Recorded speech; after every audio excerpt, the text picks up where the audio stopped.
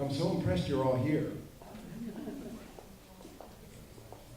I was just talking to a few of you and reminded that for those of us who were just on the pilgrimage, we all had numbers. Randy Corbett just walked in and said he was 22. It took me a moment to catch on.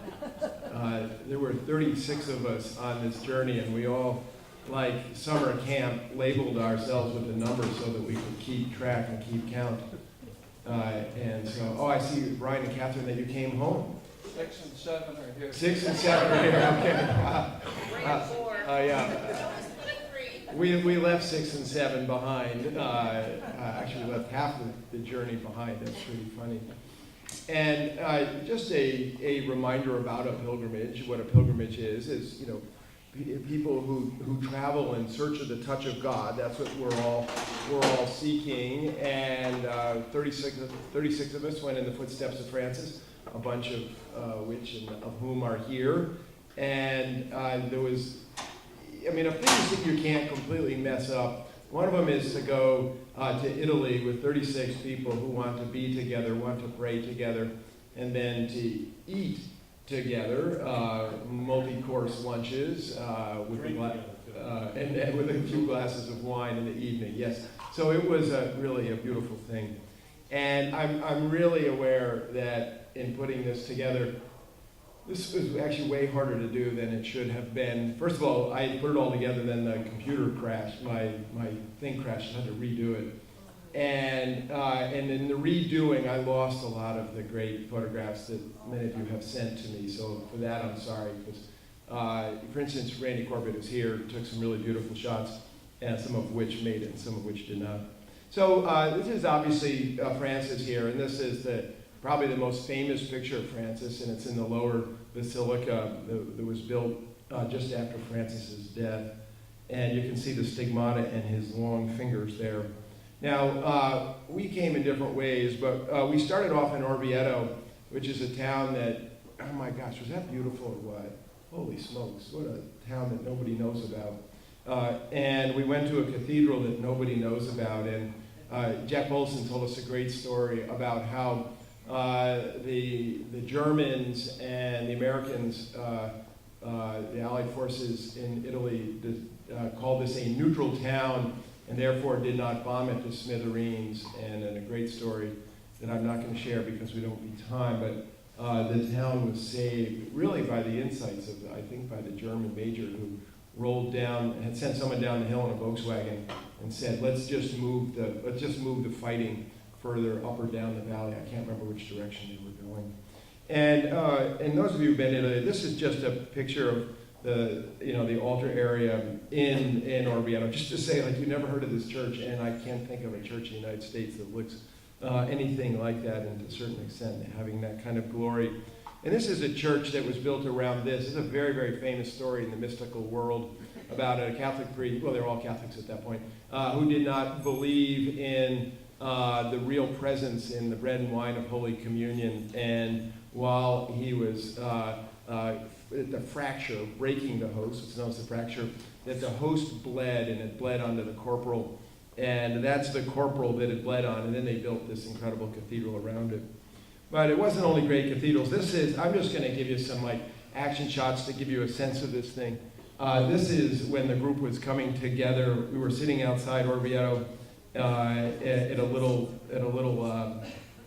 restaurant having a meal, and people coming together. Now this shot I particularly love because this cool guy in the hat here, Uncle Kevin here, Kevin McMahon on the right side. Kevin was drinking a glass of wine, and there was a lot of action at the table, so he put his glass of wine down on the ground, and there was a kind of sketchy guy standing on the other side of the bushes, and the sketchy guy on the other side of the bushes drank his wine while it was on the ground. This was a kind of welcome to Italy moment.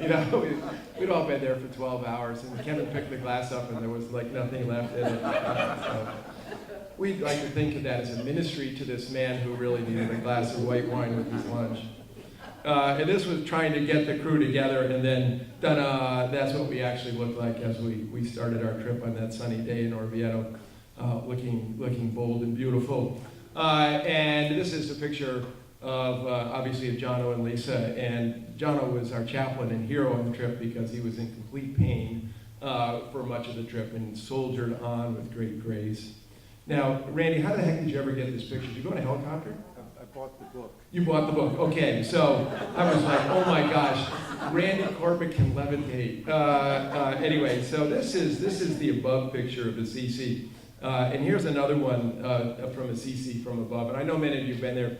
I don't know who sent this to me. This is maybe someone who had gone to the fortress. This is taken from the fort above Assisi. And this is from below Assisi as you look up into it. And then the lower portion of that is the Basilica of St. Francis, and where all the Franciscan headquarters is in that whole area in the lower part. So beautiful. It's a kind of mystical, magical place, and looks better than any kind of movie set.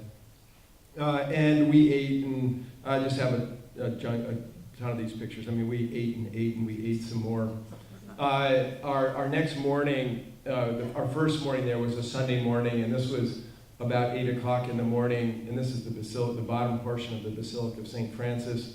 And walking through there, we were the first to be around, and then were able to go and have communion in a very special place. This is, the basilica's on the right, and on the left is where the Franciscans lived. They call the convent. We usually refer to convents as a place where cloister or where nuns live, but they call a convent for men too. And this is a place where tourists don't go. Our guide, numero uno, Saint Andrea, got us in there because we were not Roman Catholic. They had originally had me down to be the concelebrant, which of course was never going to happen in a gazillion years because I wasn't Catholic. And this is the chapel. I think, Randy, you stayed back and took that picture. This is the chapel where the Franciscans who live there, this is where they go to church. And that's where we went to church on our first morning. And I couldn't help this picture of Jill and her dad. How cool is that? That's Jill's dad on the right who made the trip. These next two pictures I put in because I know there's been a lot of questions about your rector, but I just wanted to let you know that I was holy. And the reason I know that is because, sorry, these pictures I got caught in the light. Anyway, in case you had any questions, that was a subliminal ad put in to keep you employed. And here we are out in front, obviously, Jill and Syra with our guide, Andrea, who was just a great guy.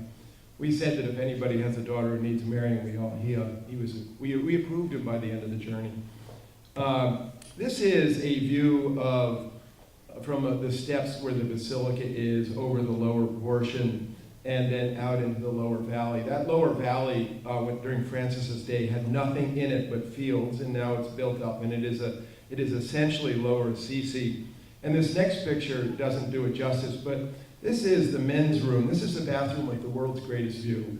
And I couldn't capture the picture quite right, and I'm sorry I didn't have Uncle Jack, Jennifer's uncle. His picture of it was good, but I lost it in the translation. This is what you see when you look out the window of the men's room at the basilica. So I know this is a personal view through our trip here, but I thought you really needed to see this. Again, the valley below is just so beautiful. You just can't believe that it really exists. And this is another picture I happen to love. The lunchtime, Sunday lunch, and you can see Jill's dad is napping.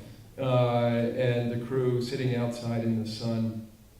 That first afternoon, we went up to a hermitage, which was built over the top of a cave where Francis prayed a lot. And in fact, Francis prayed when he was, just before he came down, and in that famous story, he stripped off his clothing and said to his father that you are no longer my father, but the Father in heaven shall be my father. And here's Father Marcus, Brother Marcus, who, gosh, everybody we met who was a Franciscan, I invited to come lead us in a week-long retreat. But they don't come to the United States, which I found dumbfounding, right? Because I'm USA-centric. Anyway, he was really fun. And maybe he's so funny, maybe should have a talk show. And this is where they have their meals. And when Pope Francis became Pope, this is where Pope Francis went for a retreat. And where he ate, and the table dates back, to Francis's time, and down into the cave where Francis prayed. And this is the outside of that area, beautiful. And then there's an outer area when you walk through the cave and come out into the woods.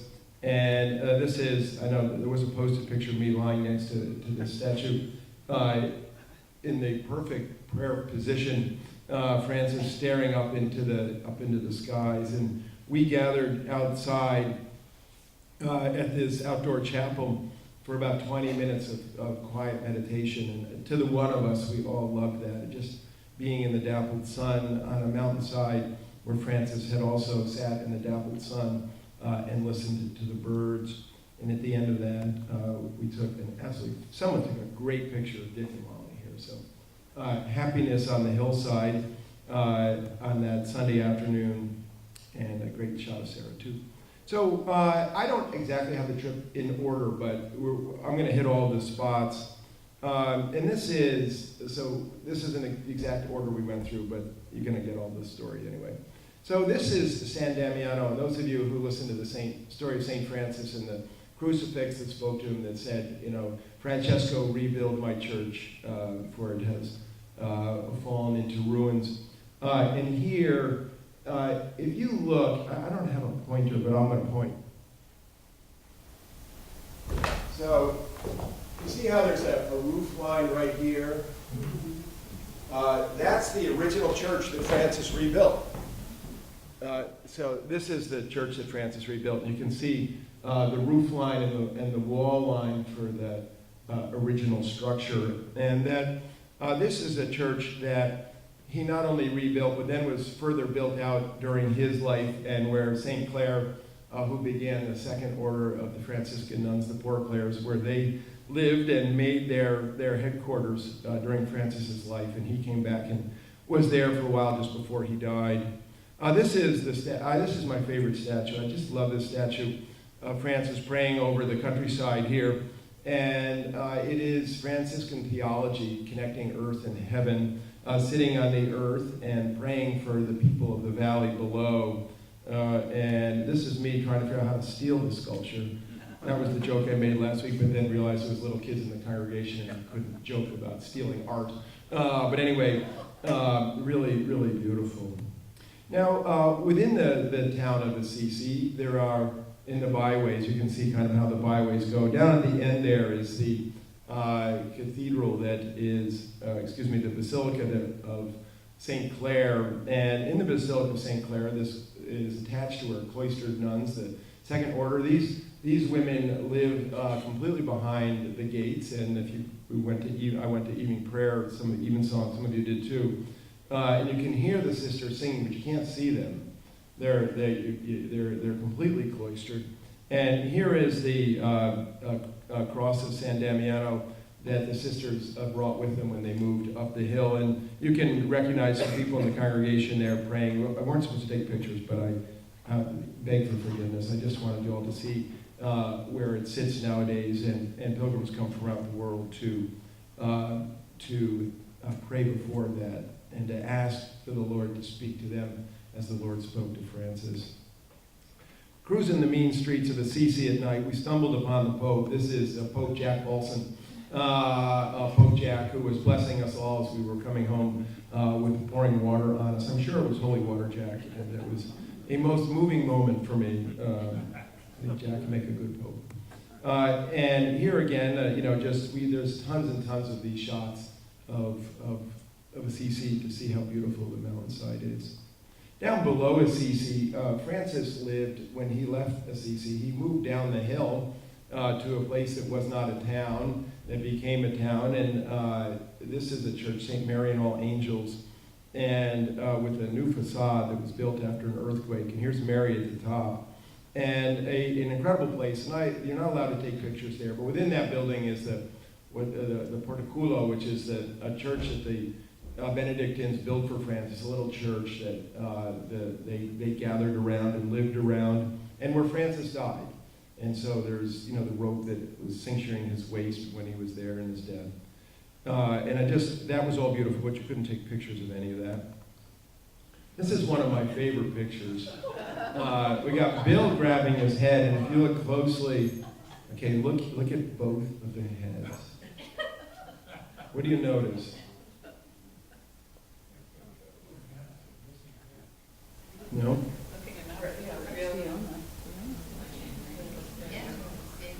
Fiona. What is Fiona doing? She's holding her head too. And I can't figure out why they're both holding their head. This is just a moment in time. Whatever it was, one facing one way and one facing the other. So it was like, okay, so what issue is so befuddling that they're each facing? Anyway, just a moment in time. This is what it looks like in the streets below Assisi. This is just taken out of the front of the bus. Looks like that painting done in Impressionist painting and French painting, doesn't it? Anyway, and this is just the quickest of quick little looks of called Rivo Torto, a bending river where Francis and his followers lived when they started to gather. And they lived in a place where they put the donkeys, just reminiscent of the birth of our Lord. And again, just a sense of the beautiful, beautiful places where we were. We then traveled to Monte La Verna, and that's the place where Francis received the stigmata. And our trip there was notable. There's a snowy top mountain as we moved into Italy, reminding at least me that there is a set of mountains that run through the backbone of Italy. And you may remember that Italy hosted the Winter Olympics some time ago. And in Monte La Verna, there's just a series of pictures, none of which I'm afraid capture it, but this is the outside, a gathering along. This is the place where Francis received the stigmata. And this incredible art, Ellie, are you here? Who's the artist here? Can you just say that louder so everybody can hear? Yeah, and say something more. Well, it's terracotta, glazed terracotta, and he was the best of the best, and he had a school, his nephews were involved in it with him, but this is a really, really beautiful example of his work. Yeah, it's really, really stunning, and you know how you see a lot of these things that look cheesy. There's nothing cheesy about this stuff. You're going to see a picture of Sister Angela in a moment, and Sister Angela, to me, was the highlight of the trip. So it wasn't a place, it was a person, and she gave us a tour here. And in this moment, she described, look at Mary with the hand on her chest as the angel Gabriel speaks to her. And in this moment, she was noting that this was the pregnant moment where Mary has yet to say yes before the Magnificat here, and before she gets and Sister Angela spoke in such a way with clarity that was the most beautiful thing I'd ever heard about this. Which she said, what if she had said no, none of that story would have emerged. The story of our salvation. And so that was the pregnant moment before that. But to hear her tell the story was truly beautiful. And just to say, you can see the great particularity here. We are cruising about Phil Andrew, who's a friend of St. Mark's, who's there talking with Sister Angela. And this is one of the caves, a picture of one of the caves. What you find about Francis is that he prayed in caves. He liked little holy places and spaces. And when Francis received the stigmata, he was at a point in his life where things were terrible. He was in great pain. He was going blind. He felt that his order had fallen into mediocrity, and that with mediocrity would come complexity. With complexity would just come blah. How's that? That's a technical term. That the whole thing would lose its holiness. And he went down into let me see if I can find this. I lost it, I'm sorry to say, when my thing crashed. He went down into a crevice of a rock and prayed. And this is after you come out from where the crevice of the rock is. And the day was a sort of a cloudy, tumultuous day, and somehow seemed just right for receiving the stigmata. And he was suicidal in his depression and his despair here, his dark night. And it says that the rock opened up for Francis to hide in it and for him not to hurl himself over the cliff. And because he did not, he received the great graces that came that came after that, a true dark night of the soul story. And here is the valley below, and again, it doesn't capture the cliff that's below, but it is stunning. When we had arrived, we had one plan, and then while we were there, I changed the plan, and I changed it because of this woman, and Sister Angela, who was an angel to us, a German nun who learned to speak English in Spain, had us all captivated by her holiness. And then to see her counting out the host for our Holy Communion was very humbling for all of us. And again, I'm so pleased that they gave us the possibility of having Holy Communion in their chapels and churches when we were not Roman Catholic. That's the chalice that they use there. And here's the garment that is said that Francis wore while he was receiving the stigmata. That's a hat above it, and you can see that he wore the coarsest peasant wear of his day in order to identify with the peasants of his day. The lowest place was his place. Now, here's a picture of my daughter Olivia with Sister Angela and me trying to talk to her, feeling like a little boy. I felt the presence of her holiness. I invited her to come spend time with us here, and she just said no. Those who were on the bus remember that my first thought was, hey, but we have the NFL. I couldn't believe that she didn't want to come to the United States. And then she said, it's best if you come here. She's lived on that hillside for 7 years. I don't think she's left much in 7 years. And that's the cross at the end. I know some of you were there, and I felt terrible that we had to go and drag some people away. And we had fun. So we went from prayer to having fun. John had given us the peace signal.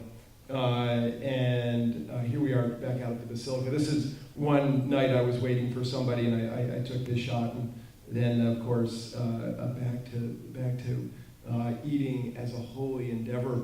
And, of course, what did Jesus do? He ate with his friends. Now, these pictures, I think, Randy, thank you for these. These are to give you some sense of the lower Basilica of St. Francis. Again, built just after his death, and some of the greatest frescoes of all time can be had here. You can see the way they painted, and there wasn't anything they didn't paint.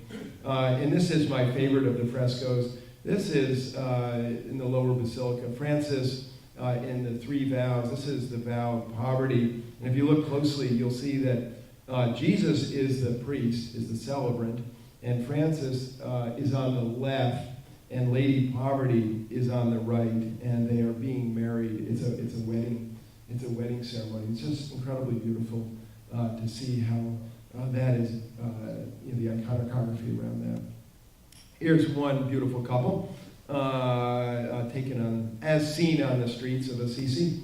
And how about this shot? Does this look like 2 Italian guys doing what they do in Italy, just sitting around chewing the fat here? Caught me as funny. Again, evening. This was, I think, maybe the view off out of someone's bedroom and the view off our porch of our hotel. That's what we looked on. And then we went to Greccio, as they call it in Italy, or Greccio as we call it in the United States. This is the place of the first nativity, or the first acting out of the first nativity. Francis wanting to be in Bethlehem and then wanting to recreate what that would look like. And a wealthy follower of Francis owned this property, and a shepherd boy chose the place for it, and it's way up on the top of this cliff. And how do you know that? Because you can see Bill trying to get up to the top of the cliff here. Will we ever get there? But the fruits of getting there were great. And here is the brother who is the keeper of the grotto cave, the hermitage built here after Francis died. Three Franciscans lived there. And I'm sorry when my computer crashed. I'm seeing you here just in the back. This is where they have the Bonaventure bedrooms. But that got whacked when my thing fell apart. This is the cave in there of where the first nativity was held, and you can see, if you look really closely, the breastfeeding Mary. And this was something that was very important to Francis, that Jesus was breastfed by his mother, and he felt that her hanging upon her breasts was as devotional as him, as Jesus hanging upon the cross, that was the theology of the incarnation, that he had such an earthy mother and such an earthy, cold place to be born. This was important to Francis's theology. This is the chapel where they have there now, and a beautiful look from the balcony of the Mass there that was being had. And then we went to this kind of cliffside restaurant that was way, way cool, and another cool shot. John got better pics than the rest of everybody, sorry about that. Then we, like Francis, we also went to Rome. You may remember the story where Francis went to the seat of power, and we went to the seat of power also. It's quite a thing to go from Assisi to Rome. We went down to a Pauline hermit. This was the most disappointing part of the whole trip for me, because I had been to this place, this apartment before, the subterranean apartment that's being excavated. This is a Monsignor who didn't present it as I may have wished, but is nonetheless a delightful man. But we made our way through that, and then we went out to eat, which is what we always do. Sorry for the family pic there. Ta-da! And then Kathleen arrived, which was great. Kathleen came a little late, and as seen at the Trevi Fountain here. On the streets of Rome. Again, just to give you a sense that we ate, and then we ate, and then we ate some more. And it's amazing we all didn't have to buy expandable pants, frankly. Oh, you did buy it. Okay, yeah, I was privy of everything. Here's the largest and most impressive church that nobody ever heard of. This is St. Paul's outside the walls. This is where Paul is buried. And the remains of most of Paul are buried. And you can see that, you can't see closely the statue of Paul. He's got a big sword in his hand. And in Rome, every time you see Paul, they picture him with a sword because he was decapitated. Everybody is pictured with how they were killed. And an inside shot, it doesn't do it justice, but that's down where Paul is buried. And that's just looking back from that point, just to get a sense of the scope of this. It's gigantic. And they have a painting of every pope in the world, in the history of the papacy, And Francis's painting is already up there. I mean, his dates of his papacy is not up there, obviously, but just to give you a sense of that. This is outside, a really stunning piece of art on the way out. And again, I don't really have this is all, again, part of the inside of this huge church that nobody's ever heard of. So we sort of spent a day on Paul, and then we went to the Vatican. And this is, many of you have done this, this is the waiting in line to get into the Vatican, and you pay the extra, and you get there early, and then you wait. Now I'm going to show you this picture because this is a god, right? A picture is a god. And I hope you'll notice, look closely at Dick DePatty, and the woman with Dick's arm on his shoulder here. She said, and I quote, "He is the perfect man." So this had to do with Dick imitating that sculpture, and we all had a lot of fun with Dick being the perfect man, which we all heartily agreed with. What's that? Yeah. I gotta just take that's funny. Okay, and here we are coming out. This is St. Peter's Square, obviously, and just a look at St. Peter's. This is a very, very big place. It's, as I said, the largest church in the world, built from the other ruins of antiquity. They just went and took down other things that the Romans had previously built. That was just one hallway of the museum. Those of you who've never been to the Vatican Museum, there's just a lot of stuff. I mean, I think she said if every piece was looked at for 45 seconds, how long would you spend at the Vatican Museum? 10 years. 10 years. If you gave 45 seconds to everything. So we're talking about like they got this is never mind. I took that picture as we walked into St. Peter's, just to give you a sense that when you walk in, it's hard not to stop, or someone else in this picture, to put your head up and go, oh wow, its mere size is breathtaking. And this is in the side, the first side chapel is that most beautiful sculpture. And the closer you get, the more beautiful it is. It now has a glass in front of it because, as you remember, a crazy man, went in and hit it with a hammer 33 times in the 80s, and so they've had to wall it but it is stunning, stunning, stunning.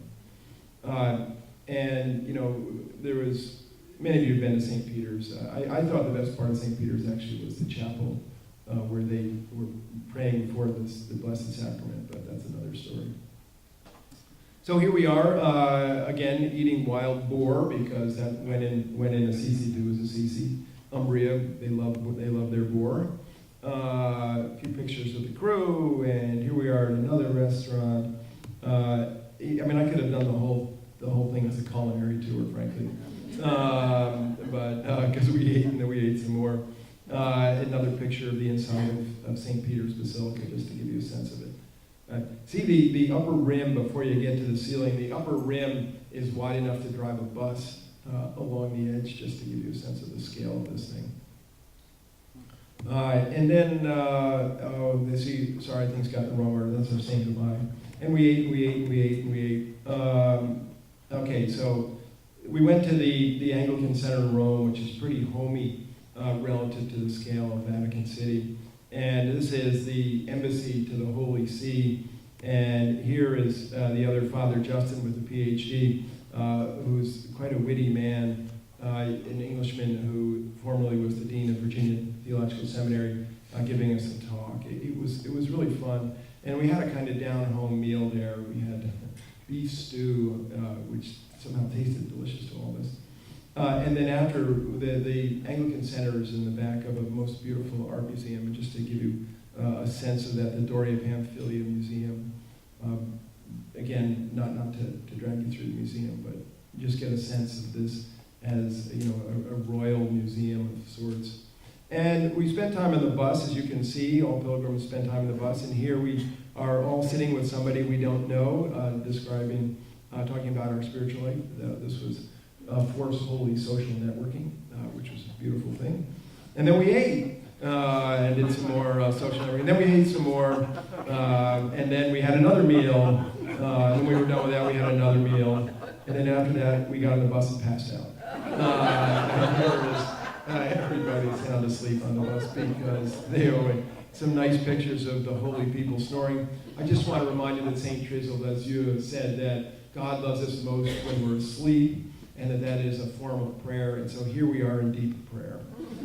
We got off the bus, we ate again, and then we went to St. John Lateran, another one of the largest churches in the world that nobody talks about. Only had about 55 or 60 people in the whole thing. This is where Francis visited when he was visiting the Pope. This is before St. Peter's. Here's Brian before the door, seeing him. Brian, there's nothing Brian can't make. He's sizing this up to see if he can grind out one of these from his basement.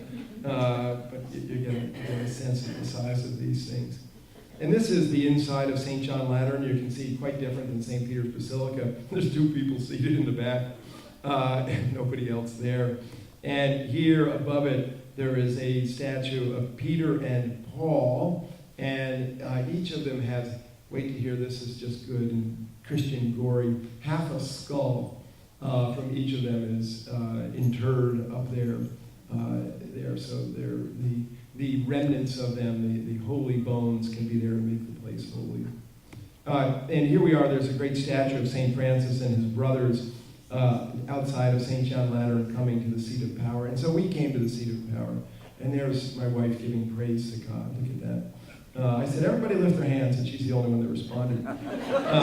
Which is the only thing she's done in 31 years that I know. Don't tell her I said that. Anyway. And then on our final Sunday morning, here we are walking the mean streets of Rome on our way to seeing this, the Ecstasy of St. Teresa, which is in just a little parish church. We had to get in there before the 8 o'clock Mass started. They were bringing the altar book out and setting up, and people were sitting there. We came in, it's like, this is where you go to church? Are you kidding me? Just to give you a sense of that. If you know that piece of her writings, it's so unbelievably well conveyed. Just a genius piece of art. Then we walked on down the street to St. Paul's within the walls. This is the first Protestant church built within the walls of Rome. It's an Episcopal church. And it too has its own incredible glories. And you can see some of those. It's early morning in the church. A look at some of the mosaics here.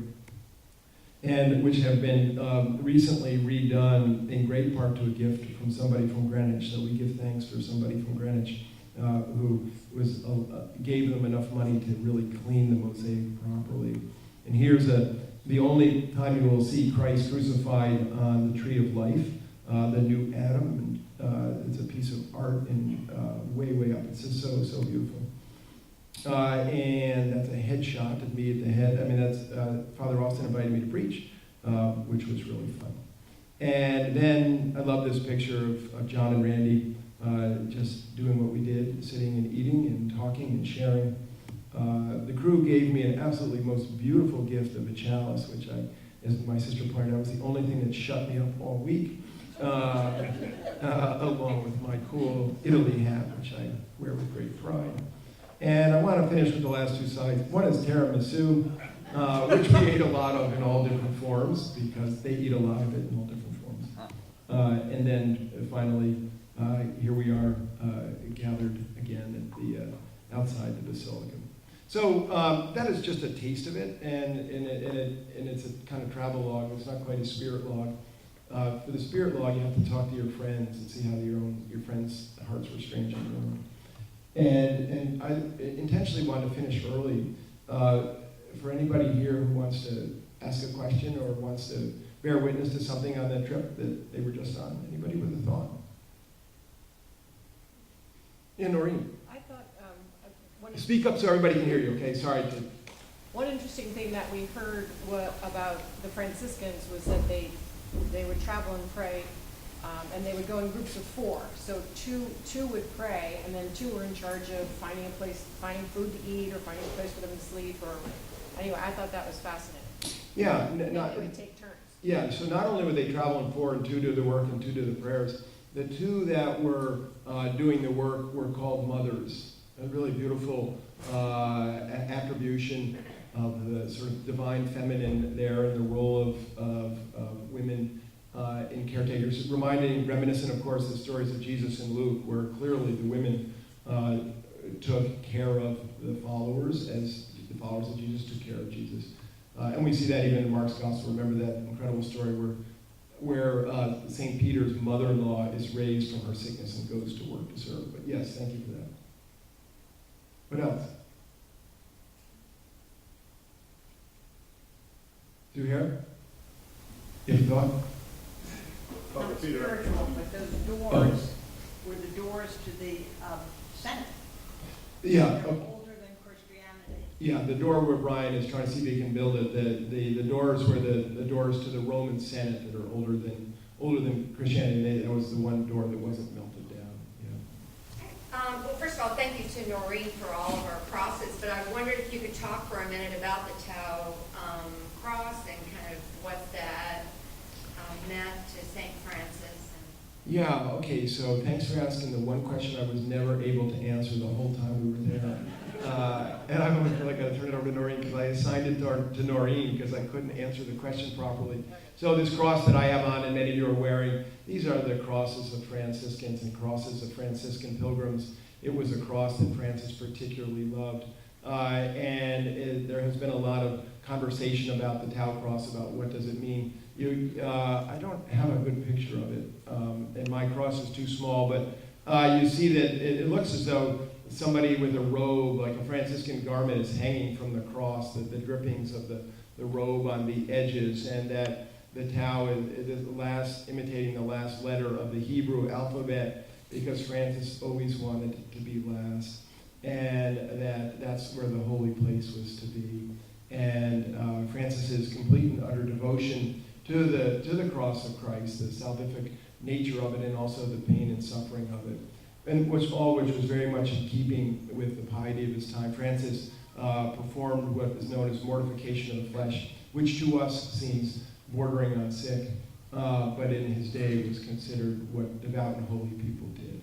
But these crosses are everywhere, and they are signs on trees, and if you're in Italy, you see that. If you were on the footsteps of Francis, walking pilgrimage from Rome to Assisi, you would see these crosses literally carved into trees and marked on walls as you enter communities. Anyway, I don't think I did a good job, but something, yes. Just to expand on what you were saying about the Della Robbia terracotta at Livorno of the Annunciation. And the thing that was really stuck with me, and I think some other people, that Sister Angela said was, this is the moment before Mary said yes. She had received the message from the angel, but had not yet said yes. And in that moment, she was free to choose whether to say yes to God. In the same way that we are all free to choose whether to say yes to God. And the fact that Mary said yes, of course, changed everything for everyone for all time forward. But just the way that she connected that to, I think we sort of sometimes run right over that idea. Well, of course, Mary said yes. But in fact, she was free to choose. Thank you for that beautiful witness. What also crashed when my computer crashed was the other terracotta picture of the birth of Jesus, and in it the angels from above are staring down, and Joseph and Mary are staring with great loving, but the baby Jesus is actually staring outward. They're staring down in love, but the little baby Jesus is looking out with a, do you love me? I love you. Do you love me? What kind of face? Most stunning question. Both of these pieces of terracotta, including the challenge of faith questions for us. Really, really stunning pieces of religious art. Just curious, you referenced Clare, and what would the Franciscans have been without? Pretty much nothing. That's overstated. But so Clare herself was an unbelievably shocking woman, and in her radical approach to the faith, equal to Francis, I might add, but because it was the early 1200s, she couldn't walk around, so she went the opposite direction, which is to go nowhere, and lived within the walls of San Damiano. I don't have a picture of the courtyard. There's a courtyard in there, a small courtyard where she lived her life. And she was the one who cared for Francis, and when the order was having a hard time getting started, it was Clare who got it sorted out. She was an incredible force in the Franciscan movement, and a lot of what we think of as the Franciscans is due to Clare, because what happens as brilliant religious people die, the next generation can't sustain the inspiration, and a lot of the inspiration continued on because Clare had a firm hand on the tiller and kept it sorted out. So yeah, thank you for that question. Yeah, incredible. Could do a whole year on Clare. Amazing, amazing holy woman. Yes, we're here. Father Peter, wonderful review of the church. My question is a little complicated and can be answered on so many different levels, but it's been crossing my mind as I'm listening to you. The church has gone on pilgrimages to the Holy Land, and has gone on this pilgrimage. And I'm just wondering, a few words about to compare and contrast. It's a complicated question. You don't have to answer it, but it's been crossing my mind as I'm listening to you. So 36 people were on the pilgrimage. I would say that maybe 30 of them had been to the Holy Land. And they might get 30 different opinions about that. I would say the pilgrimages are quite different.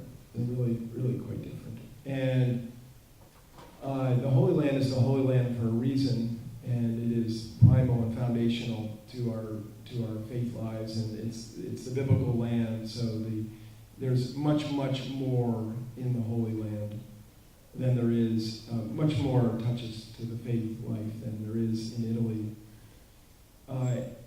And so it is, the Holy Land is something that's inexhaustible, and one can never come to the end of its mysteries. The footsteps of Francis is quite different. It's to be inspired in the power of the Spirit by somebody who sought to imitate Christ with his whole being and every choice that he made. And it does have within it its own holiness.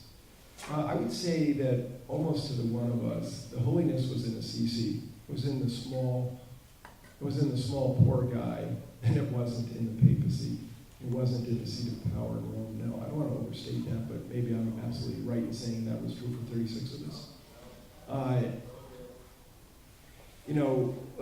Also, we're not Roman Catholic, and so for some Roman Catholics, perhaps the trip to Rome would be equally inspiring. It's quite different. I look forward to everybody who's here responding to Zuhair on that. It's a very, very good question. One I thought a lot about, actually.